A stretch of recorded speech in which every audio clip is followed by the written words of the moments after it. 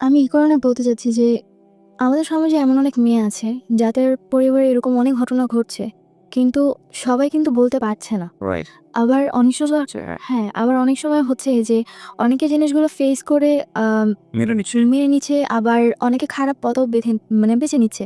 So তার চেয়ে যদি কেউ আমার কথাটা শুনে নিজের বুদ্ধি খাটিয়ে যদি কোনো ভালো কিছুও করে, অন্তত তার জীবনে কিছু পরিবর্তন আসতে পারে। সো তুমি এই পার্সপেক্টিভ থেকে এটা বলছো। আম এখানে একটা বিষয় অবশ্যই খেয়াল রাখবেন প্রিয় শ্রোতা, ও যে বিষয়টা নিয়ে আজকে এখানে আমি আমার আজকে ১৮ বছর বয়স। আমি ছোটবেলা থেকে বড় হয়েছি ঢাকাতেই। আমার জন্ম হবার ৩ মাস পর আমার বাবা বাহিরে চলে যায়। জি। দেন ৩ তুমি কি বছ বড় সন্তান? হ্যাঁ, আমি আমার ফ্যামিলির বড়। অভাগন তোমরা? আমরা ৩ ভাই-বোন। আমি সবার বড়, আমার ছোট ২ ভাই আছে। ছোট তো ভাই আছে। ওকে। তো আমার বাবা চলে যায়। তো তখন আমি অবশ্যই ছোট ছিলাম। আম্মুর মুখে যতটুকু শোনা যে আমি বাবা আর মায়ের দিক থেকে খুব সেনসিটিভ ছিলাম। আমার বাবার একটা ছবি ছিল বাসায়। আমি আমার বাবার ছবি ছাড়া কাউকে বাবা বলতাম না। ওকে। এমনকি আমার চাচা ছিল, কাকা ছিল। তারাও অনেক সময় চেষ্টা করতো তাদেরকে বাবা বলানোর জন্য। কিন্তু আমি কখনোই বলতাম না। আমার বাবার ছবি দেখেই বলতাম যে, "উনি আমার বাবা।" ওকে। অ্যান্ড ৩ বছর পর যখন আমার বাবা বাহির থেকে আসে, সৌদি আরবে ছিল যখন আসে, তখন আমার বাবার গালভর্তি দাড়ি ছিল। অ্যান্ড মানে ৩ বছর আগে সে যেমন ছিল বা আমার ছবিতে যেরকম ছিল সেরকমটা ছিল না। দেন আমার মা আমার বাবাকে পরিচয় করায় দেয় যে আমার বাবা উনি। তো স্বাভাবিক আমার মায়ের মুখে শুনেই জানি যে ইনি আমার বাবা বা আমাদের সাথে যাদের পরিচয় করে দেবে তারাই তাদেরই আমার হিসাবে চিনি। তো আমি আমার বাবার ছবি দেখে তার সাথে যখন ফেস মিলাই, দেন আমার কাছে ভালো লাগে নাই। অ্যান্ড ফেস মিলছিল না। দেন ছোট ছিলাম বুঝিনি। রাইট। অ্যান্ড আমি তাকে বাবা বলে মেনে নিইনি। শুধু তাই নয়, আমি কখনো তাকে বাবা বলে ডাকতামও না। দেন ধীরে, ধীরে যখন আস্তে, আস্তে বড় হতে লাগলাম, তখন তার ফেসের সাথে বুঝতে লাগলাম যে না উনিই আমার বাবা। দেন মেনে নিয়েছি। অ্যান্ড আমাদের ফ্যামিলিটা খুব প্রিয় দর্শক, আশা করছি আপনারা ভিডিওটি দেখেছেন। আপনাদের কাছে বিনীত অনুরোধ করব, আপনারা ভিডিওটি সম্পূর্ণ না দেখে আপনারা কোনো মন্তব্য করবেন না এবং এগুলো সম্পূর্ণভাবে আরজে কেবরিয়া ভাইয়ের এই স্টুডিওতে উঠে আসা এবং মানুষের ঘটে যাওয়া, জীবনের ঘটে যাওয়া যে সকল ঘটনাগুলো ঘটে গেছে সেগুলোই আপনাদের সামনে আমরা তুলে ধরি বা আপনারা তা দেখতে পারেন এবং আপনারা দেখেই থাকেন। তো কথা বাড়াবো না, আমরা আগে সেই ভিডিওটি দেখে আসি যে জীবনের ঘটনাটি। তো কথা বাড়াবো না, আসুন আগে দেখে আসি। ভালোই ছিল। আমি আমার ফ্যামিলির ব্যাপারে কখনোই কোনো কিছু জানতাম না। জি। অ্যান্ড আমি এই ব্যাপারে কখনো কোনো কিছু জানার চেষ্টাও করতাম না। আমার এই ব্যাপারে কোনো আগ্রহ ছিল না। কজ ফ্যামিলিতে সবাই একজন আরেকজনের দায়িত্বে থাকে, কিন্তু তবুও কিন্তু একটা ব্যক্তিগত ব্যাপার বলতে কিছু থাকে। জি। দেন আমাকে ছোটবেলা থেকে আমি প্লে, নার্সারি, কেজি এগুলো আমি আমাদের এলাকার একটি স্কুলে পড়েছি। দেন পরবর্তীতে আমাকে আমার এলাকার দাউলতুন নার্সিং স্কুলে ভর্তি করানো হয়েছে। আমি ওখানে পড়াশোনা কন্টিনিউ চালিয়ে যাই। যখন আমার 7 যখন আমি 7 উঠি, স্বাভাবিক বয়সের খাতিরে মানুষ কিন্তু ভুল করে। রাইট। তো আমার আব্বু-আম্মু আমার সাথে খুব খারাপ আচরণ করে। হ্যাঁ। আ খারাপ আচরণ করে বলতে কি খারাপ আচরণ বলতে আমার গায়ে হাত তুলে। কি ছিল ঘটনা? কেন গায়ে হাত? আম রিজনটা ছিল যে আমি কেন রিলেশন করছি। কি রিলেশনটা তুমি পড়লে কিভাবে? কি হয়েছে? ধরেছি আমাকে প্রপোজ করে ক্লাস 7 এ সঙ্গে থাকতে আমার পাশের বাড়িতে ছিল একজন ভাড়া থাকতো। জি। তো সে আমাকে যখন প্রপোজ করে, তো আবেগের বশে তাকে আমি যখন অ্যাকসেপ্ট করি, আমাদের রিলেশনে যখন ১৪ দিন, তখন ফ্যামিলি জানতে পারে। একটু আমার একটু একটু থামাচ্ছি আমি সেটা হচ্ছে যে পাশের বাড়িতে যে ছিল ও কোন ক্লাসে পড়তো? পড়াশোনা করতো না। ও কি তোমার চেয়ে বয়সে অনেক বড় ছিল? হ্যাঁ, বড় ছিল বয়সে। পড়াশোনা আরো ২-৩ বছর আগে ছেড়ে দিয়েছে। আচ্ছা। অ্যান্ড জব করতো। তোমার চেয়ে বয়সে অনেক বেশি বড়। বেশি বড় ছিল। আচ্ছা, সে তোমাকে প্রপোজ করে। আচ্ছা। তো যখন আমি অ্যাকসেপ্ট করি, আব্বু-আম্মু আমাকে তেমন কিছু বলেনি। জাস্ট তোমার আব্বু-আম্মু জানলো কিভাবে বিষয়টা? আব্বু-আম্মু জানতে পেরেছে আমি আব্বুর ফোন দিয়ে কথা বলছিলাম। আচ্ছা। দেন আব্বুর ফোনে নাম্বারটা ছিল। অ্যান্ড রাতের বেলা সে চাচ্ছিল যে আমার সাথে দেখা করবে। অ্যান্ড আমার মনে খুব ভয় ছিল। তো আমি ফোনটা সাইলেন্ট করে আমার বালিশের নিচে রেখে ঘুমিয়ে পড়েছিলাম। দেন হঠাৎ করে আব্বু ঘুম থেকে উঠে দেখে যে বাইরের লাইট জ্বলছে। অ্যান্ড আব্বুর ফোন কাছে নেই। যখন সে আমার বালিশের নিচে ফোনটা দেখে, রিসিভ করে ফোন। তো আমি ওখান থেকে, আব্বু কোনো কথা বলে না। কিন্তু অপর সাইড থেকে কথা আসে যে, "তুমি আমার সাথে দেখা করবে, তা নাহলে তোমার সাথে আমার ব্রেকআপ।" ওকে, এই ধরনের কথা আছে। হ্যাঁ। ওকে। তো পরে এই কথাটা শোনার পর আব্বু খুব রেগে যায়। অ্যান্ড আমাকে ওইদিন খুব মারে। অ্যান্ড আমার পড়াশোনাও অফ করে দিতে চেয়েছিল। কিন্তু আম্মু কোনোভাবে হয়তোবা আমার পড়াশোনা বাবা এর আগে কি তোমার কখনো গায়ে হাত তুলেছে? না, ওই ফার্স্ট টাইম। ওই ফার্স্ট টাইম তোমাকে কিভাবে বাবা এগুলো খেয়াল করবেন। কারণ this is a very important thing. বাবা তোমার কাছে অনেক প্রিয় এবং অনেক রেসপেক্টেড একটা জায়গায় ছিল। ছিল কি? ওকে। তো তোমাকে বাবা ওই ঘটনা জানার পরে তোমাকে বাবা কি করেছে? আমাকে কি আমাকে ১ম এ ২-৩ টা থাপ্পড় মারে। জিজ্ঞেস করেনি যে কি হয়েছে ঘটনাটা? আমাকে জিজ্ঞেস করেছিল। দেন আমাকে বলার কোনো স্কোপ দেয়নি। আমি কিছু বলার আগে উনি আমাকে মারতে শুরু করে অ্যান্ড তোমার ওই সময় ফিলটা কি ছিল যে যখন এরকম একটা ঘটনা তোমার ক্লাস 7 এর বয়স খুব বেশি হলে 12 থেকে 13 তোমার বাবার যে জেনে গেছে এবং তুমি তো নিজে থেকেই ভয় পাওয়ার কথা। হ্যাঁ, আমি খুব ভয় পেয়ে গিয়েছিলাম অ্যান্ড আমি বলছিলাম যে, "আব্বু আমার কথাটা শোনো। আমি সরি যে আমি ভুল করছি। অন্তত আমার কথাটা শোনো।" তারপরে তার একটাই কথা ছিল, "কেন তুমি ফোন ধরবা আর কেন বা তুমি কথা বলবা?" ওকে। অ্যান্ড যে ঘরে যে মাটি খোঁড়ার জন্য শাবলগুলো থাকে আমরা যেগুলোকে বলে থাকি, জি। তো আব্বু আমাকে ওটাতে অনেকক্ষণ মারে অ্যান্ড আমার হাত পা কেটে যায়। তো শাবল দিয়ে মারে তোমার? আর ওটা মানে রড জাতীয় ছিল যার কারণে হাত পা কেটে গিয়েছিল। দেন পরবর্তীতে আম্মু জিনিসটা হয়তোবা তার কাছে খুব খারাপ লেগেছিল। তো এই কারণে আম্মু পরে আব্বুকে আটকায়। পরে আমাকে আর কিছু বলে না। দেন তারপর থেকে আব্বুর সাথে আমার কথা বলা সবকিছু কমে যায়। কজ আমার একটা জিনিসই মানে মনে হচ্ছিল যে আমার কথাটা কেন সে শুনলো না? আমার কথাটা একটা মানে ভয় কাজ করে নাকি রাগ কাজ করে? ভয় রাগ দুটোই। ভয় রাগ দুটোই। ওকে। আহ তারপরে আম দেন পরবর্তীতে আমার লাইফে আর তেমন কোনো ঘটনা ঘটেনি। ক্লাস 8 এ আমি জিইসি পরীক্ষা দেওয়ার পর ওই ছেলেটার সঙ্গে সম্পর্ক কি হলো? আ ওই ছেলের সাথে পরে ব্রেকআপ হয়েছে। এটা পরবর্তীতে কি তোমার থেকেই হয়েছে নাকি তোমার আব্বু আমার থেকে হয়েছে। নাকি তোমার আব্বু গিয়ে কোনো স্টেপ নিয়েছে ছেলেটা? আব্বু কি স্টেপ নিয়েছিল বলতে আমাকে তারপর প্রতিদিনই আব্বু স্কুলে দিয়ে আসতো, নিয়ে আসতো। আচ্ছা। অ্যান্ড পরবর্তীতে ছেলেটা আমাকে জাস্ট একটাই কোয়েশ্চেন করেছিল যে রিলেশনে কি তুমি কন্টিনিউ করবা নাকি করবা না? তোমার ফ্যামিলিতে যে এত বড় ঘটনা ঘটে গেছে কিছু না, জানতে না? সে কিছু জানত না। আচ্ছা। তো পরে আমি বলেছি যে না আমার পক্ষে সম্পূর্ণ কন্টিনিউ রাখা। কজ আমি অলরেডি আমার আব্বু আমাকে অনেক কষ্ট দিয়েছি। আমার কথাটা ছিল এরকম। পরে সে বলল যে ওকে ঠিক আছে। তো তারপর তার সাথে আমার কোনো কনট্যাক্ট হয়নি। অবশ্য তার নাম্বারটা আমার মুখস্থ ছিল না। আমি কার্ড থেকে তার নাম্বার অলওয়েজ তুলতাম আর কার্ডটা পরবর্তীতে আব্বু আমার ব্যাগ থেকে ফেলে দেয়। যার কারণে আমার পরবর্তীতে আর কোনো কথা হয়নি। তো ক্লাস 8 এ জিইসি এক্সাম সময় বাবা ছিল। দেন জিইসি এক্সাম শেষ ডিসেম্বর ১ তারিখে বাবা কাতার চলে যায়। আচ্ছা।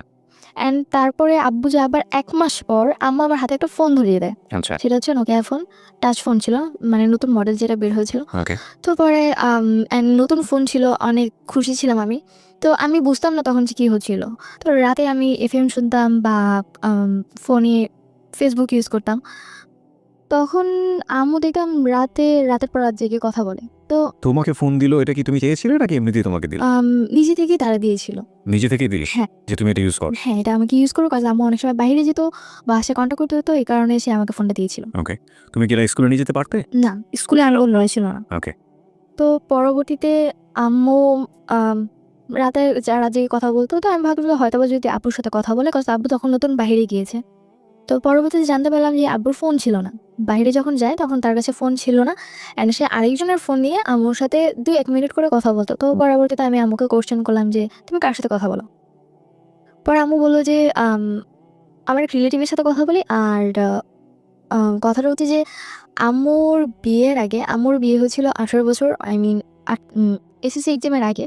তো তার আগে তার একটা রিলেশন ছিল। দেন রিলেশন ছিল সে তাকে খুব লাভ করতেন। তাদের মধ্যে খুব ঘনিষ্ঠ সম্পর্ক ছিল। অ্যান্ড যখন আম্মুর ফ্যামিলিটা জানতে পারে, আম্মুকে একটা বিয়ে দিয়ে দেয়।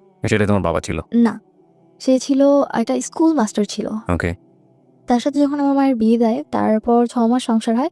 দেন আম্মু নাকি তার সাথে সংসার করতে চায়নি। আচ্ছা। যার কারণে সেখান থেকে আম্মু চলে আসে অ্যান্ড পরবর্তীতে তাদের ডিভোর্স করিয়ে দেওয়া হয় অ্যান্ড তার ৩ মাস পর আমার আব্বুর সাথে বিয়ে হয়। এটা কি তোমাদের তোমার আব্বু আম্মু কি এটা কি অ্যারেঞ্জ ম্যারেজ ছিল নাকি ফ্যামিলিগত?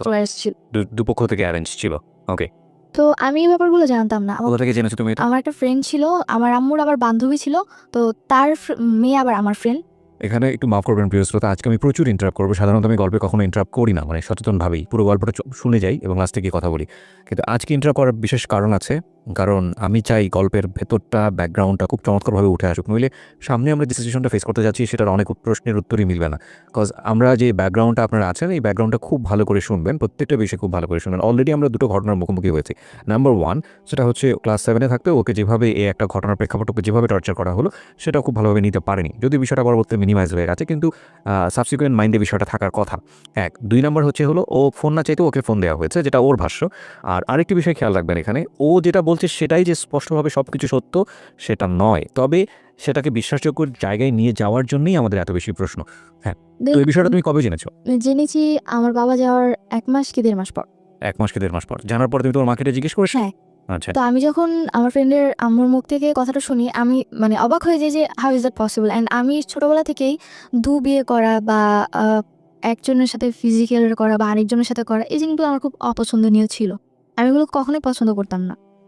তো পরবর্তীতে আমার মানে খুব খারাপ লাগে যে আমি এমন একটা মায়ের মেয়ে। তবুও মানে এটা মনে হয়েছিল যে না এখন হয়তো বা আমার মা খুব ভালো হয়ে গেছে বা সে হ্যাপি আছে আমার বাবাকে নিয়ে। তুমি কি করলে জানার পরে? জানার পর আমি বাসায় আসছি, সেদিন আমি আম্মুকে কিছুই বলি না। পরের দিনটা ছিল ফ্রাইডে। হুম। তো আমার স্কুল অফ ছিল। আমি ঘুম থেকে উঠছি ওইদিন 10টার দিকে অ্যান্ড উঠার পর আমার মানে মন মানসিকতা অতটা ভালো ছিল না। অ্যান্ড আম্মু আমাকে বকাবকি করতেছিল যে, "কেন তুমি এত লেট করে ঘুম থেকে উঠছো? আর এত লেট করে কেউ ঘুম থেকে উঠে পড়াশোনা করো না। শুধু বাইরে আড্ডা মারো, আবার ফোন নিয়ে সারাক্ষণ টিপাটিপি করতে থাকো। কেন তুমি এগুলো করছো?" তো পরবর্তীতে আমি আম্মুকে কোয়েশ্চেন করলাম যে, "একটা সময় তো তুমি এগুলো করছো।" আমার কথাটা ফার্স্টে এরকম ছিল। ফার্স্ট ছিল যে একটা সময় তুমি এরকম হুম, করেছো। Note that point please. হ্যাঁ। অ্যান্ড পরবর্তীতে আম্মু বলল যে, "আমি এগুলো করেছি মানে?" তো আম্মু তখন রুটি বানাচ্ছিল, হাতে বেলুন ছিল। পরে আমি বললাম যে, "কেন? তুমি করোনি? তোমার আগে একটা রিলেশন ছিল অ্যান্ড পরবর্তীতে জানলাম যে তোমার আরও নাকি আরেকটা বিয়েও ছিল। তো আমি তোমার মেয়ে। আমি তোমার সাথে যখন সবকিছু শেয়ার করি, তোমার উচিত আমার সাথে সবকিছু শেয়ার করা, কজ আমরা বন্ধু।" পরে আম্মু আমাকে মানে হয়তোবা তার মাথা বেশি গরম হয়ে গিয়েছিল। কথা বলার ধরনটা হয়তোবা আমার ভালো ছিল না। তাই এই কারণে উনি আমাকে বেলুন দিয়ে ২ টা বাড়ি মারে। অ্যান্ড ওই সময়? হ্যাঁ, অ্যান্ড তখন আমার মাথায় আরো বেশি গরম হয়েছে যে আমি অলরেডি জেনেছি অন্য কারো কাছ থেকে। তোমাকে জিজ্ঞাসা করছি, তুমি আমাকে সুন্দরভাবে অ্যান্সার না দিয়ে তুমি আমার গায়ে হাত তুলছো কেন? তো আমি পরবর্তীতে আম্মুর সাথে অনেক তর্ক করি। আমি আর কোনো কথা বলি না। তোমাকে একটু থামাচ্ছি। দুটো পয়েন্ট আমরা গিয়েছি এবং দুটো পয়েন্টই খুব সেনসিটিভ পয়েন্ট। আমি কারণ গল্পটা যখন সামনের দিকে চলে যাবে তখন আপনারা এগুলো ভুলে যাবেন। আমি দুটো পয়েন্টে একটু ২ মিনিট কথা বলতে চাই। নাম্বার 1, যখন ওকে গায়ে হাত তোলা হলো ক্লাস 7 অবস্থায় ওর একটা সম্পর্কে জড়িয়ে যাওয়া এবং এই সময় ওর কিন্তু ভালো-মন্দ বোঝার বয়স না। এই বিষয়টা প্যারেন্টসদের খুবই সেনসিটিভলি ডিল করা উচিত। কেন ডিল করা উচিত? ওর লাইফে একটা সময় সম্পর্ক আসবে, সেটা খুব স্বাভাবিকভাবেই হবে। ওকে প্রথমেই যদি এই ধরনের একটা ধারণা দিয়ে দেওয়া হয়, তাহলে স্বাভাবিকভাবেই অন্য কোনো যখন পরিণত বয়সে একটা সম্পর্ক আসার কথা, তখন ওর মাথার মধ্যে কিন্তু এই জিনিসটা কাজ করবে যেটা খুব খারাপ জিনিস এবং ওইটা তো স্বাভাবিক হতে পারবে না। এটা একটা। আরেকটা বিষয় যেটা যে এতে হিতে বিপরীত হতে পারে। মানে ওর গায়ে যেভাবে হাত তোলা হয়েছে, তাতে করে কিন্তু খুব রাফ ডিসিশন নিয়ে ফেলতে পারে। কারণ বয়সটা খুবই ইয়াং বয়স। তো সেই জায়গাটা থেকে ওকে ডিল করা উচিত ছিল খুব সফটলি, যেটা প্যারেন্টস করেননি। মায়ের ভুলটা দেখেন, ও হ্যাঁ, এটা এখানে ওরও একটা ভুল আছে। সেটা হচ্ছে যে যখন ওর ওর বান্ধবীর মায়ের কাছ থেকে বিষয়টা জানলো, ওর উচিত ছিল মাকে এসে জিজ্ঞেস করা যে, "মা এরকম ঘটনা ঘটেছে কিনা?" খুব স্বাভাবিকভাবেই একটা সন্তান ওই বয়সে সে ভালো-মন্দ বোঝে না। তার খারাপ লাগাটা খুব স্বাভাবিক। কারণ যেহেতু ওর স্বাভাবিকভাবেই এই জিনিসটাকে প্রেজেন্ট করা হয়েছে। কিন্তু ও সেটা করেনি এবং এর প্রেক্ষাপটে ওর মা এসে যেই ব্যবহারটা করলো সেটা আরও ভয়ানক রকমের ভুল। একটা জিনিস আমরা হয়তো অ্যাকসেপ্ট করে নিলাম যেহেতু ওর বয়স ছোট এবং ও যেহেতু বিষয়টা বোঝেনি, ও এসেও মাকে ওইভাবে বলতে পারেনি, সে কারণে সে খুব রাফলি জিনিসটাকে প্রেজেন্ট করেছে। কিন্তু ওর মার উচিত ছিল বিষয়টা ওর কাছ থেকে খুব সুন্দর করে জেনে তারপর ওকে খুব সুন্দর করে বুঝিয়ে দেয়া।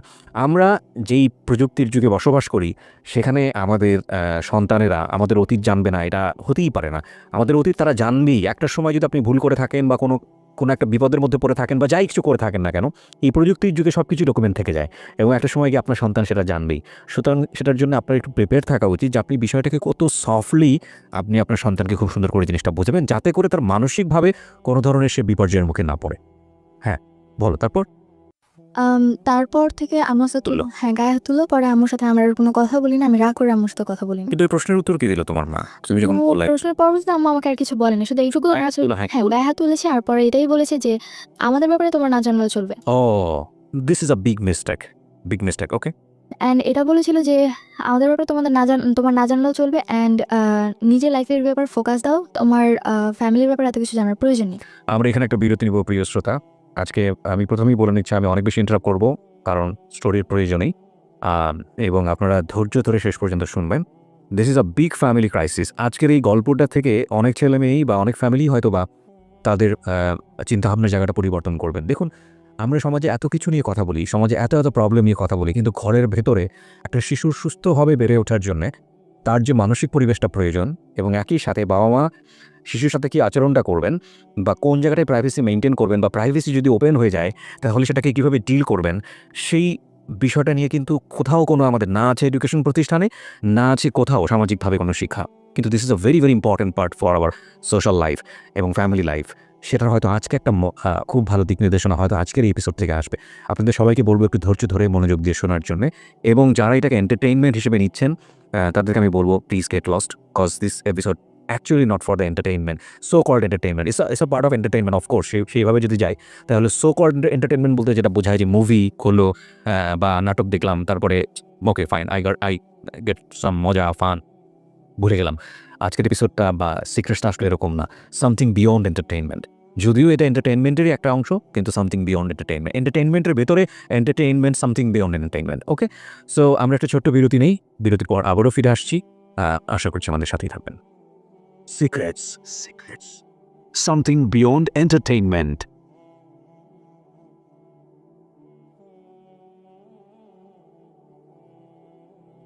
Law.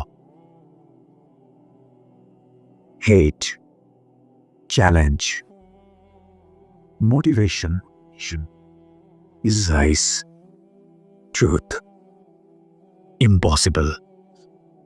Virtue. Morality. Something beyond entertainment. Welcome to my stage of reality. Stay tuned. Sunday and Wednesday with me RJ Kipriya, only on Dhaka FM 90.4.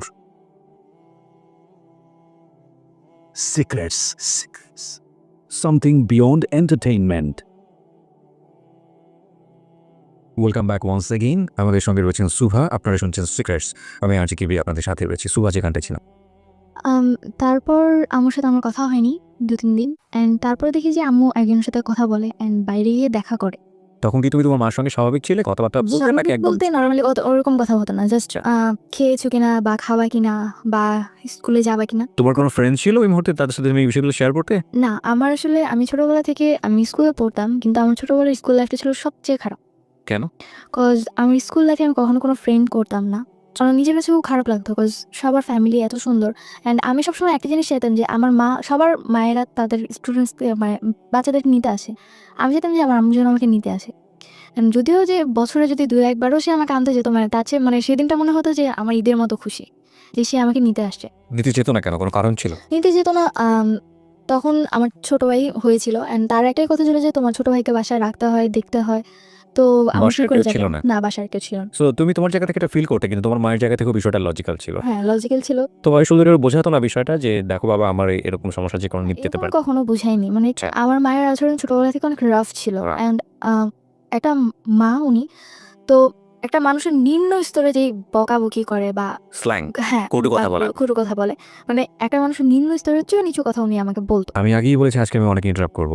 আমি আপনাদের যারা রেডিওতে এটা শুনছেন তাদের হয়তো মনে হতে পারে যে এটা কীভাবে সম্ভব। আমি আমার একটা গিবত হয়ে যাবে, আল্লাহ মাফ করুক। আমি জাস্ট একটা এক্সাম্পল দিই। আমার পাশের বাসায় এরকম একটা ঘটনা ঘটে রেগুলারলি।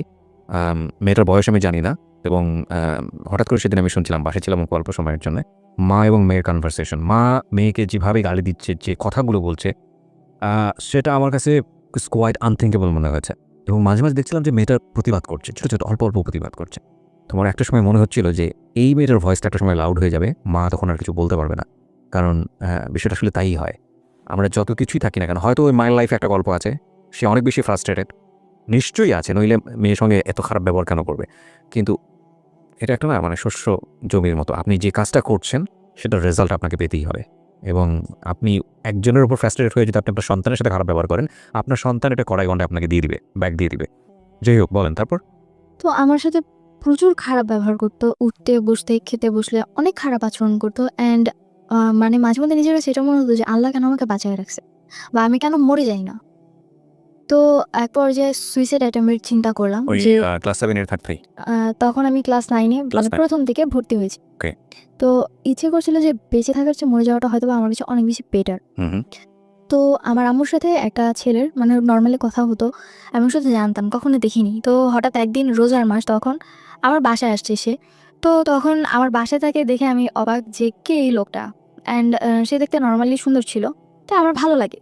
কিন্তু আমি কখনো তাকে কথা বলতাম না, অ্যান্ড পরবর্তীতে যখন দেখলাম যে রাতের পর রাত আম্মু তার সাথে কথা বলতেছে, আমার নিজের কাছে তার প্রতি একটা ঘৃণা জন্ম নিল যে মানে একটা বিবাহিত মহিলা তার সাথে কি করে সে এত রাত জেগে কথা বলে, আর সে জায়গায় কিনা সে অনার্স 3rd ইয়ারে পড়ছে, একটা ছেলে। নিজের কাছে খুব খারাপ লাগতো। আমি তুই তোমার মাকে জিজ্ঞেস করবো যে ছেলেটা বাসায় জিজ্ঞেস আসলে করেছে। থাকে।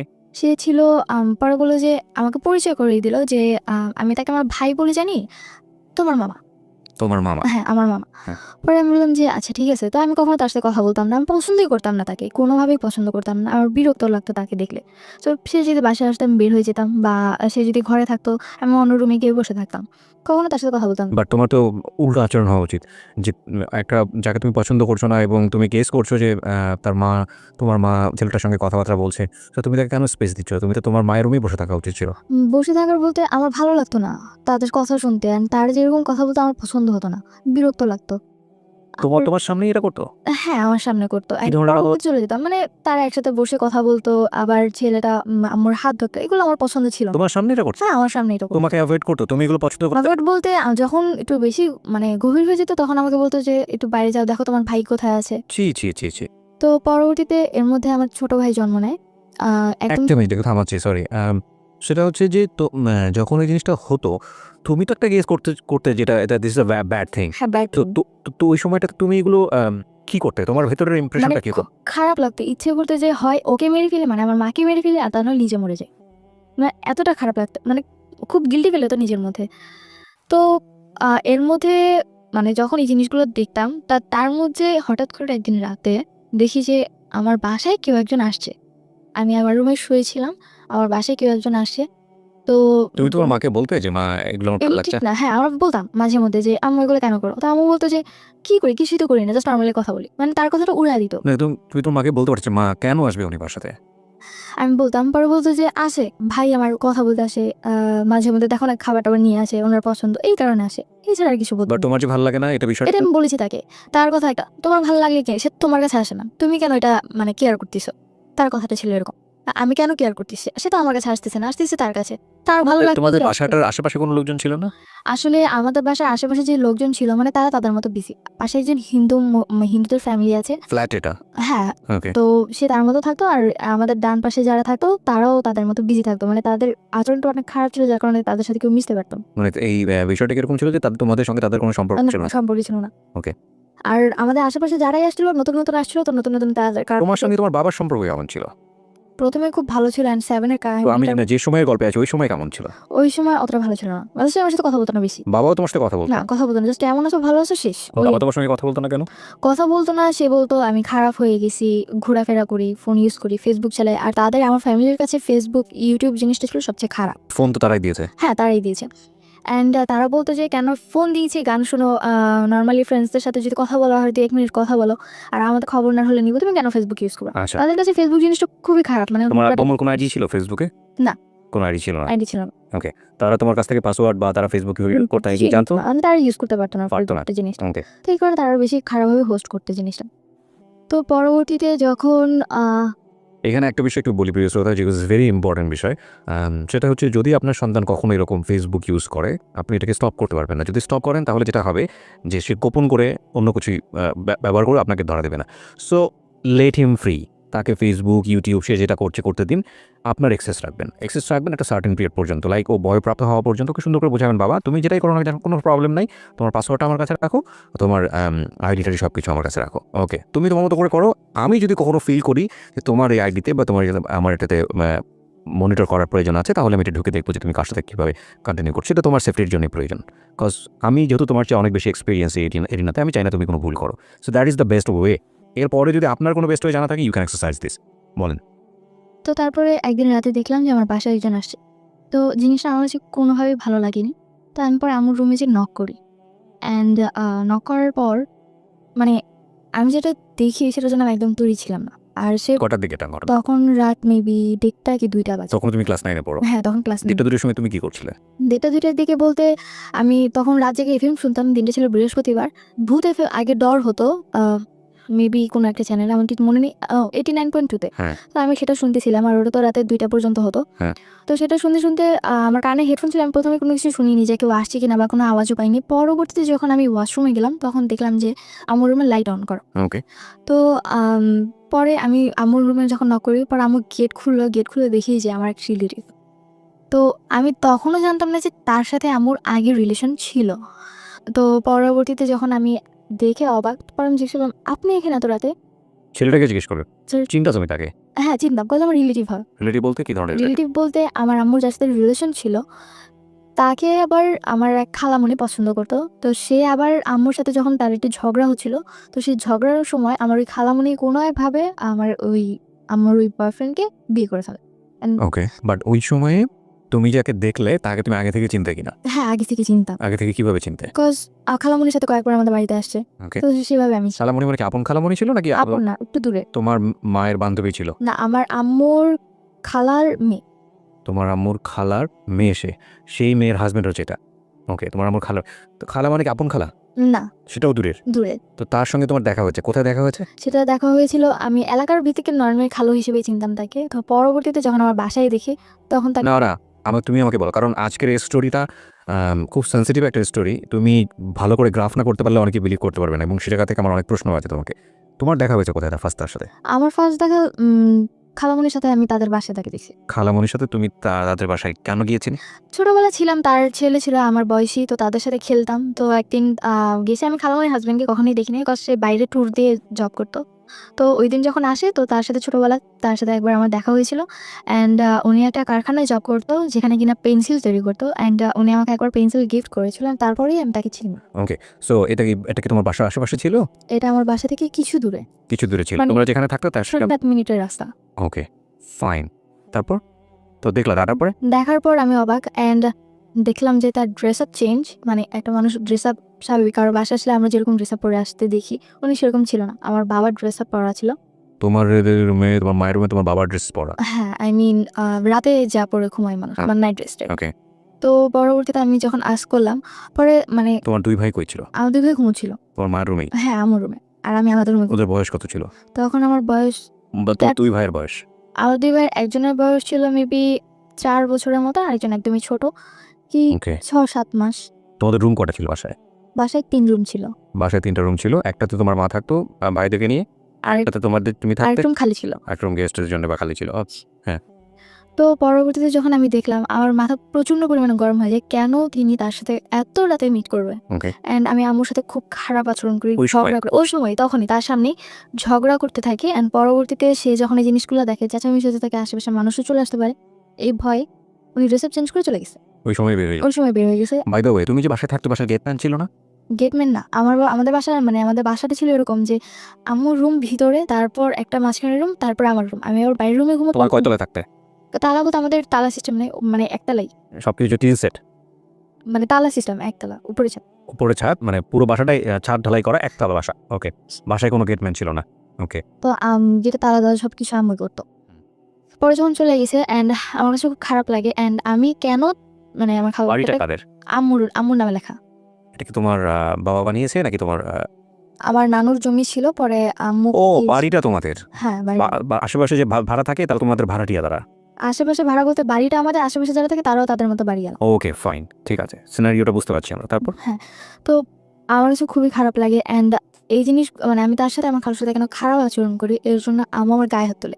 ওই সময়? ওই সময় তখন ওনার সামনে করে নাই না, উনি যাওয়ার পরে। উনি যাওয়ার পরে? হ্যাঁ। তো প্রচুর গায়ে হাত তুলে, and আমি সহ্য করতে না পারি, লাস্ট মোমেন্টে আমি আমার মুখে ধাক্কা মারি যে তোমার লজ্জা করে না, এত রাতে একটা লোক নিয়ে এসে তুমি থাকতিছো, আবার তুমি আমার গায়ে হাত তুলতিছো। তো আম্মু ওই যে এক ধরনের ইয়া থাকে, মানে ওই যে ডাল ঘুটটা, যে ইয়াটা থাকে, ডালগুট নিয়ে? ডাল ঘুটনি, তো ওইটাতে আমার গায়ে হাত তুলে। অ্যান্ড আমার প্রচুর রাগ হয় যে কেন আমার গায়ে হাত তুলবে, এই যে আমার ভাইরা কোথায় ছিল? আমার ভাইরা ঘুমোচ্ছিল তখন। তখনও ঘুমোচ্ছে? হ্যাঁ, তখনও ঘুমোচ্ছিল। আচ্ছা। তারপর যখন আম্মু আমার গায়ে হাত তুলে, মানে আমি চিৎকার চেঁচামেচি করতেছিলাম, দেন আমার বড়, মানে আমার মিসু যে ভাইটা আছে, ও উঠে যায়। উঠেই প্রচুর ভয় পেয়ে যায়, এত রাতে কি হচ্ছে। তো ও আবার খাটের কর্নারে চলে যায়। তো ও আবার আমার ছোট ভাইটাকে কোলে নিয়ে সাইডে গিয়ে বসে থাকে। ছোট জন তো ছোট ছিল, ওকে কোলে নিয়ে বসেছিল সাইডে। অ্যান্ড আমার সাথে খুবই খারাপ আচরণ। অ্যান্ড আম্মু আমাকে মারতে মারতে একবার যেমন জামা ছিঁড়ে ফেলে, জামা ছিঁড়ে আমাকে ঘর থেকে বের করে দেয়, যে এ বাড়িতে তোর থাকা দরকার নেই।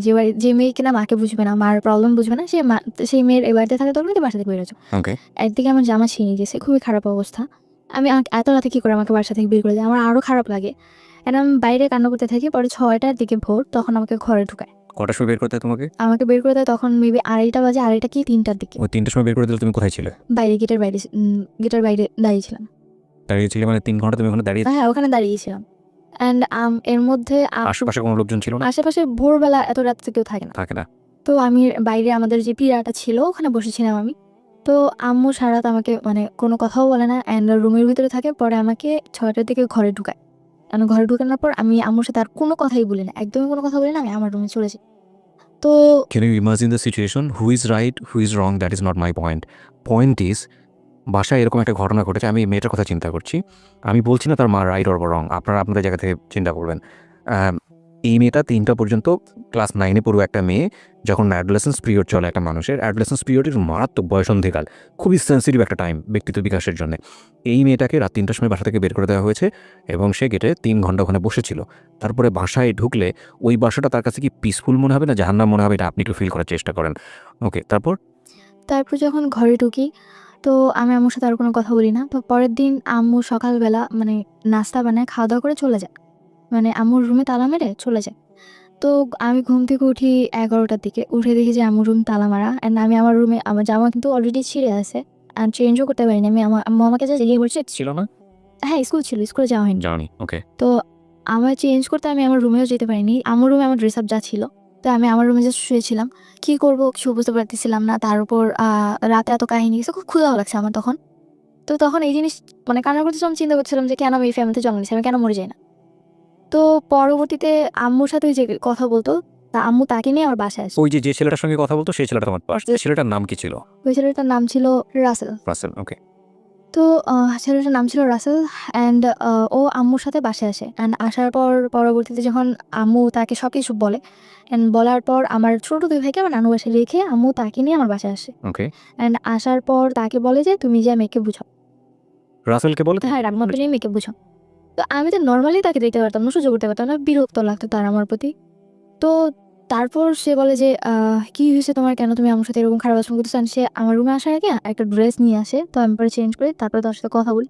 অ্যান্ড সে আমাকে এমন কিছু জিনিস বুঝায় যে না, তারপর থেকে তার সাথে আমার একটু ভালো লাগা শুরু। তুমি ড্রেস চেঞ্জ করো মানে তার সঙ্গে তুমি ড্রেস চেঞ্জ? না না, তার সামনে করিনি। সে আমাকে দরজার ফাঁক দিয়ে ড্রেস দিছে, আমি নিয়ে চেঞ্জ করেছি, তারপর তার সাথে কথা বলেছি। ওকে, মানে তোমার অবস্থা এমন ছিল যে তুমি তোমার ড্রেসটা এমনভাবে ছিঁড়েছিল যে তোমরা মানুষের সামনে জানো ওটা। সামনে যেতে পারবো না। ওকে, তো পরবর্তীতে আম্মু মেবি তাকে অনেক কিছু বলে, সে এসে কি বলে?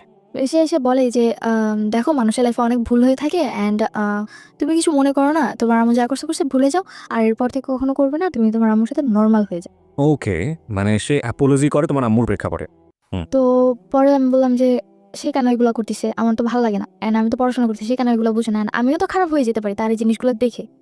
পরে সে বললো যে কেন তুমি তো বুঝো তাই না, তুমি তো একেবারেও বাচ্চা না, তোমার অলরেডি 13-14 বছর বয়স, তো বুঝো যেহেতু তুমি খারাপ হবে না, এটা আমার তোমার প্রতি বিশ্বাস। আর আমি এটা মনে করি যে তোমার আম্মু যা করছে এরপর থেকে আর কখনো করবে না। সে আমাকে গ্যারান্টি দেয় হুম। যে আর কখনো করবে না। তো হয়তো বা সে আম্মুকে বুঝায় যে না, আমি অনেক আপসেট আছি বা অনেক খারাপ মোমেন্টসে আছি, তো এই কারণে সে বলে যে বাইরে ঘুরতে নিয়ে যাবে।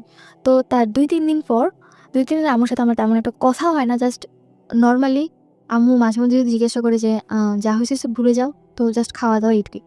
ও এগুলো বলে যে যা হয়েছে হয়েছে ভুলে যাও, মানে এক ধরনের ছোটখাটো অ্যাপোলজি তার পক্ষ থেকে ছিল। ওকে, এবং তুমি বুঝতে পারছিলে যে মা খুব খারাপ একটা কাজ করেছে। হ্যাঁ, কাজ করেছে, and যেহেতু সে বলেছে ভুলে যাও, তো আমি ভাবলাম যে হয়তো বা ভুলে যাওয়াটাই বেটার। এই জিনিসগুলো যত বড় করবো আরো বড় হবে। তো তারপরে তুমি এই রাসেল ছেলেটাকেও তো তুমি বলতে পারতে যে তুমি রাসেল ছেলেটার সঙ্গে মেশা বন্ধ করে দাও। হ্যাঁ, আমি তাকে মানে তার সাথে আমার এরকম কোনো কথা হতো না। আচ্ছা, আমি মানে মার সঙ্গে তুমি এত ইজি ছিল না। এত ইজি ছিলাম। বাবাকে ওই সময়টাতে কি ওই ঘটনার পর কি বাবাকে এই ঘটনার পর আমার মায়ের সাথে বাবার কথা হয়, অ্যান্ড আমার মা আমার বাবাকে আমাকে এমনভাবে উপস্থাপনা করে যে আম আমি 4-5টা ছেলের সাথে রিলেশন করতেছি, আমি তাদের সাথে ঘুরতে যেতে যাচ্ছি, বাইরে যেতে যাচ্ছি, আমাকে দিচ্ছে না, এই কারণে আমি আম্মুর সাথে খারাপ আচরণ করতেছি, অ্যান্ড তার গায়ে হাত তুলছি। মানে বাবার কাছে আমার উপস্থাপনাটা ছিল এরকম। ওকে, এটা তুমি পরবর্তীতে কি জেনেছো? এটা আমি পরবর্তীতে জেনে। ফাইন, আমি স্টেপ বাই স্টেপ যাই। তারপর কি হলো? তো তারপর 2-3 দিন পর আম্মু আমাকে চিড়িয়াখানায় ঘুরতে নিয়ে যায়, অ্যান্ড রাসেল? হ্যাঁ, রাসেল, আমার আম্মু, আমি, আমার ছোট 2 ভাই, তো আমরা সবাই মিলে ঘুরতে যাই। অ্যান্ড ওই দিন যাওয়ার পর আমি আমার আম্মুর সাথে অনেকটা ফ্রি হই যে না, ওই দিন তার আচরণটা অনেক ভালো ছিল, আমার কাছে খুব ভালো লাগে। অ্যান্ড আমি কখনো আমার আম্মুর কান্না সহ্য করি, যাই হোক আমার আম্মু যদি একবার কান্না করে তারপর আমার আর কিছু দরকার নেই। হুম। তো পরে রাসেলের সাথে ঘুরতে যাই, অ্যান্ড ওইখানে দেখি যে রাসেল আমাদের ফুল ফ্যামিলিকে খুব ভালোভাবে হোস্ট করতেছে, আই মিন টেক কেয়ার করতেছে, জিনিসটা আমার কাছে খুব ভালো লাগে, অ্যান্ড আমার টেক কেয়ারটা খুব বেশি করে। এই ধরনের ব্যাপার কি তুমি তোমার বাবার কাছে কখনো পেয়েছো যে লাইক তোমার বাবা তোমাদের কোথাও নিয়ে আমিও কখনো কোথাও নিয়ে যাই না আমাদেরকে। আমার যে 13-14 বছর বয়সে আমি কখনো আমার বাবাকে আমাকে মার্কেটে নিয়ে যেতে দেখি। আজকের এই স্টোরিটা is very sensitive story, cause আপনারা বুঝে গেছেন এতক্ষণে যে স্টোরিটা কোন দিকে যাবে। কিন্তু স্টোরির ওই মোমেন্টের জন্য যারা ওয়েট করতেছেন তাদেরকে আমি বলবো যে লিভ দ্য স্টোরি, শোনার দরকার নেই আপনাদেরকে। কজ আজকের স্টোরির লেসনটা একটা মেয়ের বড় হয়ে ওঠা, মেয়ের জায়গাটা একটা ছেলেও হতে পারে, তার বড় হয়ে ওঠা এবং অত্যন্ত গোপনীয় একটা সামাজিক টানাপোড়েন বা ফ্যামিলিগত একটা টানাপোড়েন, সেই জায়গাটাকে তার ব্যক্তিত্ব বিকাশ, সব কিছু মিলিয়ে এটা খুব টাফ অ্যান্ড ভেরি সেন্সিটিভ একটা স্টোরি। এবং এই জায়গাটা থেকে আপনাদের যদি কিছু নেবার থাকে যে না আমি আমার সন্তানকে কীভাবে বড় করবো, আমার সন্তানের সাথে আমার আচরণটা কী হওয়া উচিত, বা সন্তান হয়ে বাবা মার প্রতি আমার কী পরিমাণ রেসপেক্ট দেখানো উচিত, কোন জায়গাটাতে আমাকে প্রাইভেসি মেনটেন করা উচিত, কোন জায়গাটাকে আমাকে এক্সপ্লোর করা উচিত, তাহলে বলতে পারবো আমাদের সিক্রেটটা সার্থক। আর যারা এন্টারটেনমেন্ট হিসেবে নিচ্ছেন যে না কী হয় দেখার জন্য, প্লিজ লিভ দ্য স্টোরি। বলো তারপর। তারপর বাইরে ঘুরতে যাই, অ্যান্ড তার টেক কেয়ারিংটা আমার কাছে খুব ভালো লাগে, যে সে আমাদের উপর খুব ভালো কেয়ার করে, অ্যান্ড তার আচরণটা আমার কাছে খুব ভালো লাগে। অ্যান্ড তারপরে তার সাথে আমি অনেকটা ফ্রি, মানে রাসেলের সাথে আমি অনেকটা ফ্রি কথাবার্তা বলি। তো তখন এপ্রিল মাস, মানে ভ্যালেন্টাইন ডে। ওকে। তো না, এপ্রিল মাস, বৈশাখ, পয়লা বৈশাখ। অ্যান্ড পয়লা বৈশাখে সে আমাকে একটা ফুল কিনে দেয়। অ্যান্ড আমার স্কুলে প্রোগ্রাম ছিল, প্রত্যেক পয়লা বৈশাখে আমার স্কুলে প্রোগ্রাম হয়। তো আমি স্কুলে যাব, অ্যান্ড আমার খোপার জন্য ফুল লাগবে, ফুল ছিল না। তো এই কারণে উনি পরবর্তীতে আমাকে যখন ফুল কিনে দেয়, আমার কাছে খুব ভালো লাগে। এটা তোমার মা জানতো? হ্যাঁ, আম্মু বলেই কিনে দিয়েছিল। ওকে। তো তখন আম্মুর সাথে রাসেলের কন্টিনিউ কথা হচ্ছে। ওকে। তো তোমাদের বাসায় আসা যাওয়া করে আসা যাওয়া হচ্ছে, অ্যান্ড আমি এবং প্রাইভেট টাইম পাস করে। হ্যাঁ, প্রাইভেট, মানে আমি যখন থাকি না তখন আসে, বা আমি যখন ঘুমোচ্ছি তখন এসে কথা বলে, বা আমি যখন রুমে চলে গেছি তখন তাদের মধ্যে একটু ডিস্টেন্স রাখি, যে হয়তো বা বুঝতে পেরেছি যে আমার এগুলো পছন্দ না তখন। তো পরবর্তীতে তখন এই সময়টাতে কি তুমি তোমার বাবাকে রাসেল সম্পর্কে বলেছো? যে সময়টা হয়তো তখনও বলনি তুমি। তখনও বলিনি। তো এই প্রাইভেসিটা তুমি মেনটেন করছো কেন? সিক্রেটটা তুমি মেনটেন করছো? এই জিনিসটা আমি মেনটেন করেছি কজ আমার বাবার সাথে আমার মাসে 2-3 মাসে একবার কথা হতো। 2-3 মাসে হ্যাঁ, একবার? একবার। তাও কেমন আছো, ভালো আছো কিনা, এইটুকুই। তার এর মানে বেশি ইভেন আপনি যে ওর কি পরিমাণ দূরত্ব ছিল ওর বাবার সাথে এবং ওর মায়ের সাথে, বলেন। তারপর পয়লা বৈশাখ গেল, অ্যান্ড পয়লা বৈশাখের পর রাসেল আমাকে প্রপোজ করে। প্রপোজ করাটা কিরকম ছিল? প্রপোজ করাটা এরকম ছিল যে ও পরের দিন সিলেট চলে যাচ্ছে। আগের দিন রাতে বাসায় মিট করতে আসে আমার ফুল ফ্যামিলির সাথে। তখন কোথায় থাকতো? ও থাকতো আমার বাসা থেকে 2-3 মিনিট দূরে একটা বিল্ডিংয়ে থাকতো। ওখানে কি ভাড়া থাকতো? ভাড়া থাকতো। ভাড়া থেকে মেসো থাকতো। মেসে থেকে পড়াশোনা করতো? পড়াশোনা। আচ্ছা। এবং ওর বাড়ি কোথায় ছিল? ওর বাড়ি ছিল বরিশাল বরগুনা। বরিশাল বরগুনাতে। এখানে থেকে সে পড়াশোনা করতো, শুধুই পড়াশোনা করতো। পড়াশোনা ইউনিভার্সিটিতে পড়তো? তিতুমিরে 3rd ইয়ারে পড়তো। তিতুমিরে 3rd ইয়ার পড়তো। ওকে, বলো তারপর। তো তারপরে রাতের বেলা যখন সে আসে তখন সে আমার একটাই কথা বলে যে, তুমি যদি কিছু মনে না করো আমি তোমাকে কিছু বলতে চাই। পরে আম্মু তখন আবার বাইরে রান্নার রুমে কিছু তার জন্য আয়োজন করতেছিল। তো আমি জি বলেন। তো পরে বলতেছে যে, তুমি তো আমাকে মামা বলে ডাকো, বাট কিছু মনে করো না, তোমাকে আমার খুব ভালো লাগে। তো হয়তো ওই জিনিসটা আমার মধ্যে খুব ভালোভাবে, বা যেভাবেই হোক এটা করা নাড়ে, যে না, কেউ আমাকে সেকেন্ড টাইম আবার প্রপোজ করেছে। ক্লাস 7 এর পরে? হ্যাঁ, 7 এর পর। তারপর সে ওইটা বলে চলে যায়। সে আমাকে বলে, যদি তোমার ভালো লাগে তাহলে আমাকে আজকে রাতে অন্তত একটা বারের জন্য হলেও ফোন দিও। মানে একটা মিসড কল দিও অন্তত। তারপর আমি সেদিন তার সাথে আমার কোনো কনট্যাক্ট নেই, মানে আমি তাকে আর ফোন দিই না। আর আমার ফোনে ওরকমভাবে ব্যালেন্স ভরাও হতো না যে আমি কাউকে ফোন দিতে পারবো।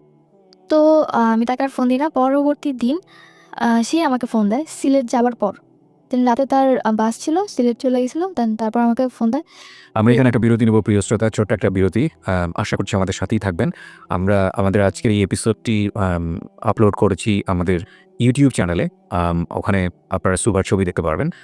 যতটুকু দেখানো সম্ভব হয় ততটুকুই। আমাদের ইউটিউবের ঠিকানা হচ্ছে www.youtube.com/dfm904। আমি আবারও বলছি youtube.com/dfm904। আপনারা চ্যানেলটি অবশ্যই সাবস্ক্রাইব করে নোটিফিকেশনটা অন করে নেবেন। এই যে বেল বাটনটি যেটা থাকে সাবস্ক্রাইবের পাশেই অন করে নেবেন।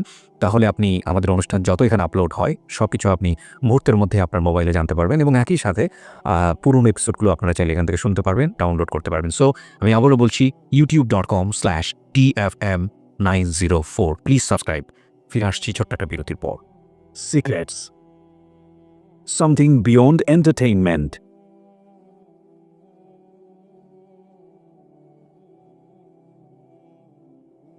Love. Hate. Challenge. Motivation. Lies.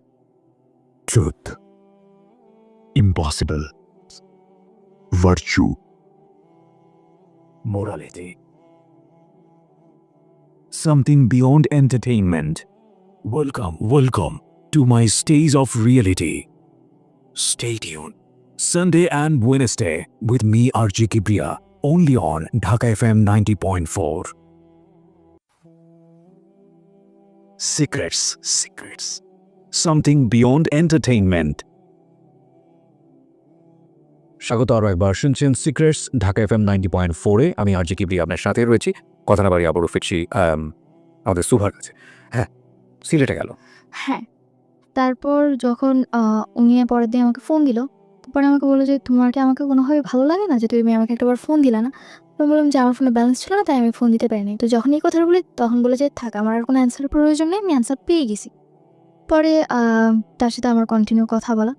তো পরবর্তী দিন থেকে আম্মুর ফোনে দেখি যে, যেহেতু আমি রাসেলের সাথে কথা বলছি, তার মানে আমার আম্মুর ফোন যদি ওয়েটিংয়ে থাকে বা কথা বলে, সে আরেকজনের সাথে কথা বলছে। তো পরে আমি রাসেলকে কোয়েশ্চেন করলাম যে, "আপনি কেন আম্মুর সাথে কথা বলতেন?" পরে সে বলল যে, "আমি তো জাস্ট আপা হিসেবে তার সাথে কথা বলতাম নরমালি, এছাড়া আর কিছুই না। আর আমি আমার লাইফের ব্যাপারে বা আমার ফ্যামিলি মেম্বারের ব্যাপারে কথা বলতাম। আদার্স কিছু না।" আমি বললাম যে, "তাহলে যে আপনি হাত-টাত ধরতেন এগুলো?" তো বলছে, "এগুলো তো জাস্ট বোন হিসেবে আমি তার হাত ধরতাম।" এটা কি মানে ভালো লাগা বা প্রপোজিং এর একদম প্রিলিমিনারি পর্যায়ে তখনই কি তুমি জিজ্ঞেস করলে এই বিষয়গুলো? না, নাকি এটা তার আগেও শুরুতে। জিজ্ঞেস করে?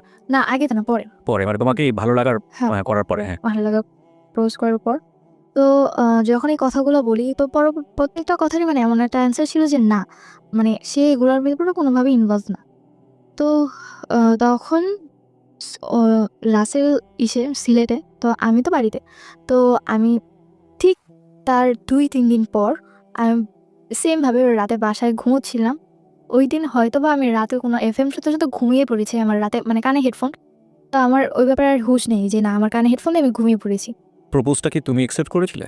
একসেপ্ট বলতে আমি জাস্ট বলেছিলাম যে আমি ফোন দিতে পারিনি। তো সে বলেছে আমি আমার অ্যান্সার পেয়ে গেছি। তো এখানে আমাদের মধ্যে কেউই কাউকে আই লাভ ইউ যে জিনিসটা থাকে ওটা কেউই কাউকে বলেনি। বাট তোমাদের থেকে কি ভালো লাগা শুরু হয়েছে? তো হ্যাঁ, তখন শুরু হয়েছে। শুরু হয়েছিল। এগুলো পয়েন্ট করবেন প্রিয় শ্রোতা। ওকে, তারপর?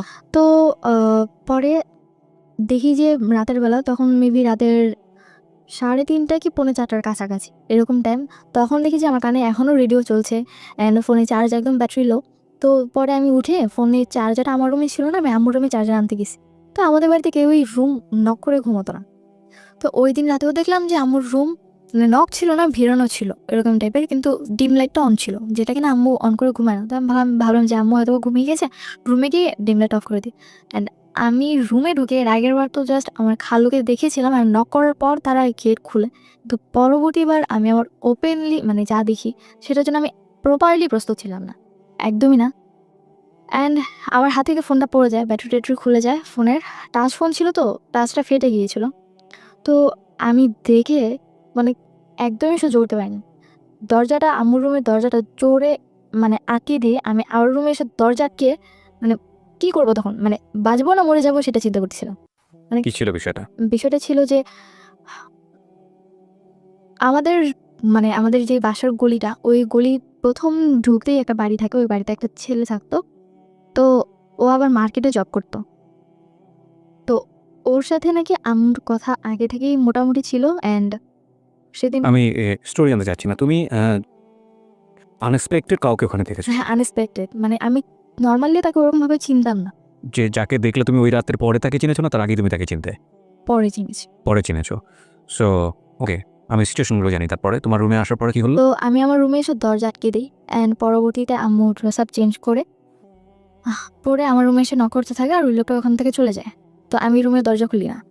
তখন আমি কি করব, আমার জাস্ট একটাই চিন্তা যে আমি মানে খুব কান্না করতেছিলাম, চিন্তা করছিলাম যে কেন আমি এখনো এই জিনিসগুলো দেখার জন্য আর আমাকে তোমাদের ছাড় পুরো বাড়িতে কোনো পুরুষ মানুষ থাকতো না? না, কোনো পুরুষ মানুষ থাকতো না। ওকে। তো আমাকে আল্লাহ কেন বাঁচায় রাখছে বা আমিই কেন বেঁচে আছি? অ্যান্ড তখন চিন্তা করলাম যে থাক, বেঁচে থাক এইগুলো দেখার চেয়ে মরে যাওয়াটা বেটার। তো তখন রাসেলের সাথে আমার ওরকম কথা নেই। কজ সিলেট যাবার পর জাস্ট ওই ফ্রি টাইম যখন হতো তো মানে ঘুরতে যেত, এই কারণে কথা বলতে পারতাম। সিলেটে সে কেন গিয়েছিল? তার বাড়িতে বয়স? সিলেট গিয়েছিল বাড়ি না, তার সিলেট গিয়েছিল তার মেঝো ভাই ওখানে থেকে জব করতো। তো আচ্ছা। মেঝো ভাইয়ের সাথে দেখা করতে দেখা গেছিল করতে গিয়েছিল। তখন রাসেল কোথায়? সিলেটে? সিলেটে। ওকে। তো আ কি করব বুঝতে পারতেছিলাম না। মানে মাথায় কোনো কাজই করতেছিল না। পরে আমি মানে চিন্তা করলাম যে আমি সুইসাইড করে ফেলি। ওই রাত আমার বাঁচার কোনো দরকার নেই। কজ বারবার সরি বলার পরও যে এই জিনিসগুলা হচ্ছে, তারপর বেঁচে থেকে আমার আর কি লাভ? তো আমি চিন্তা করি যে ফ্যানের সাথে নিজের গলায় দড়ি দিব। আমার বাঁচার কোনো দরকারই নেই। আর যেখানে বাবার সাথে আমার অতটা মানে কথাবার্তা নেই, আমি কাউকে আমার কথাগুলো শেয়ার করতে পারতেছি না। আমার তেমন কোনো ফ্রেন্ডসও নেই। আমার স্কুলে অতটা যাওয়া হচ্ছে না। আর বাসায় এরকম সিচুয়েশন, তো একটা মেয়ে সিচুয়েশনে থাকলে কি করে? আমি কোনোভাবেই অ্যাকসেপ্ট করতে পারতেছিলাম না। তো আম্মু অনেকবার অ্যান্ড আমার মানে অলরেডি ফ্যানের সাথে দড়ি মানে আমার ওড়না বাঁধাও শেষ। অ্যান্ড আম্মু প্রচুর নক করতেছিল যে আম্মু হয়তো বা ভয় পাচ্ছিল যে আমি যদিও কিছু করে ফেলি, তো পরে আম্মু মানে মানে নক করতে করতে সে একটা পর্যায়ে আমাকে এটা বলে ফেলে যে তোর যদি মরার ইচ্ছে থাকে আমার বাড়িতে না মরে আমার বাড়ি থেকে চলে যায় আমার, কজ তুই যদি আমার বাড়িতে মরস পুলিশের সাথে আমারই ধরবে, যে হয়তো বা আমার কোনো কারণে তুই মরতেছিস, তার তোর যদি মরার ইচ্ছে থাকে মরার অনেক জায়গা আছে তুই যেমন, এমনকি এমনভাবে ইন্ডিকেট করে বলছে তুই তো সাঁতার জানোস না, হাতে ঝিলে যাও ওখানে গিয়ে ঝাঁপ দিয়ে পানি থেকে মরে যা। আরও বেশি খারাপ লাগছিল যে কি বলছে এগুলো।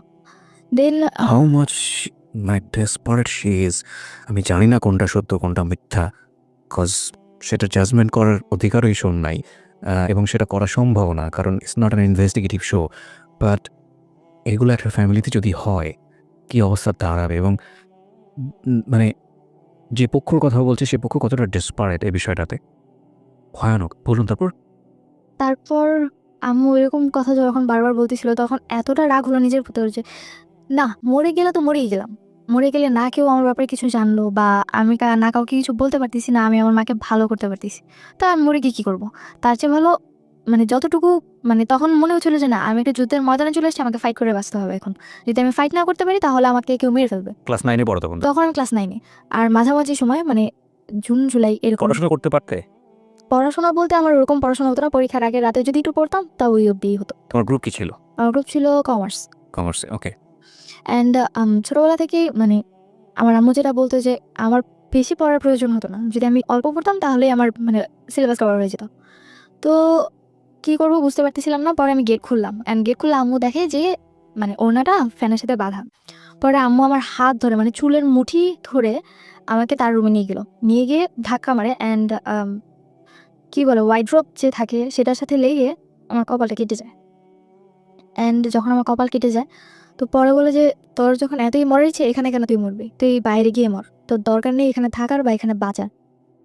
তো এই কথাগুলো যখন বলতেছিল খুব খারাপ লাগতেছিল, অ্যান্ড পরবর্তীতে সে আমাকে বেলুন নিয়ে মারতে শুরু করে, অ্যান্ড আমি লাস্ট অব্দি সহ্য করতে না পেরে তার মানে সে যেমন আমাকে মারছে আমিও তাকে মারছি, মানে তুমিও গায়ে হাত? হ্যাঁ গায়ে হাত তুলছি লাস্ট অব্দি, বিকজ আমার সহ্য করার ক্ষমতা নেই, বিকজ এখন যদি আমি গায়ে হাত না তুলি তো হয় আমি মরে যাব, আর তা না হলে মানে কোনো একটা কিছু করে ফেলবো অঘটন, তো তার চেয়ে ভালো দেখি কি হয়।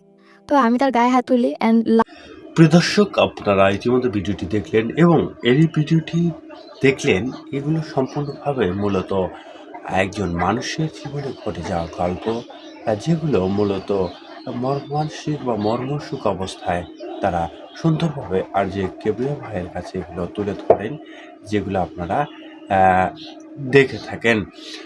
আপনাদের কি মতামত অবশ্যই কমেন্ট করে জানাবেন। আর আপনাদের যে বিষয়গুলো আপনারা দেখতে পাচ্ছেন যে বর্তমান যে পরিস্থিতি বা বর্তমানে দেশ ও দশ দেখছেন, এবং এই সকল ভিডিওগুলো মূলত আপনারা তুলে ধরে জীবনের মূলত কিছু কাহিনী সম্পর্কে এখানে তুলে ধরা হয়েছে, যেগুলো অবশ্যই আপনারা দেখছেন। তো সেই কাহিনীগুলো অবশ্যই শুনছেন, এগুলো কিন্তু মানে কোনো বানানো গল্প নয়, এগুলো সত্যি জীবনে ঘটে যাওয়া কিছু ঘটনায় তুলে ধরা হয়। তো আজকের ভিডিওটি পর্যন্ত ছিল। সবাই ভালো থাকুন, সুস্থ থাকুন, ধন্যবাদ।